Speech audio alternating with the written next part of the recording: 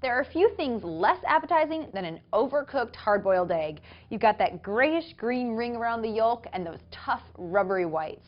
There are a few culprits. One is just cooking your eggs too long, and the other is actually boiling them, because even though we call them hard-boiled or soft-boiled eggs, the key to getting them just right is to never let the water reach a full boil. In this video, I'll show you the difference between a soft, medium, and hard-cooked egg, and 2 different methods for cooking perfect hard-cooked eggs every time. I've already placed my eggs into a saucepan, and the first thing you want to do is cover them with cold water. They should be covered by about 1 inch. Now I'll put the heat on medium-high. Now I'm just going to bring these up to a brisk simmer.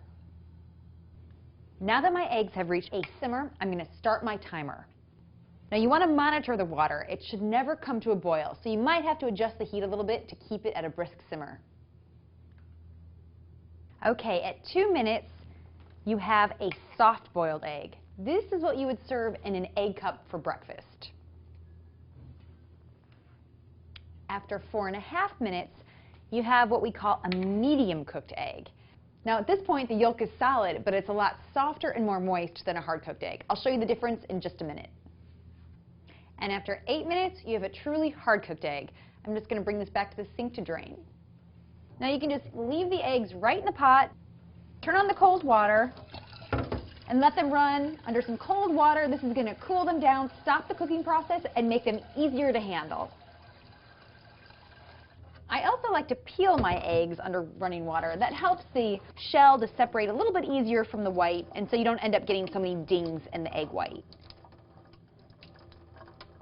If you're making hard-cooked eggs, there's an even easier method that doesn't require such precise timing. This is great if you're doing a lot of different things in the kitchen at once.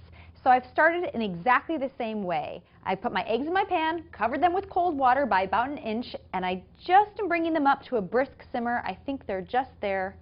Perfect. So at this point, once they reach a brisk simmer, I'm going to remove the pan off the heat and let it sit uncovered for anywhere from 10 to 30 minutes.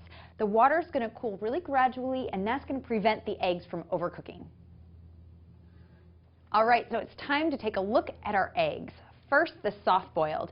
Now you can see that the white is nicely set up, and if you dig your spoon in there, oh, look at that runny yolk. This is begging for a piece of breakfast toast. Okay, moving on. Now the medium cooked.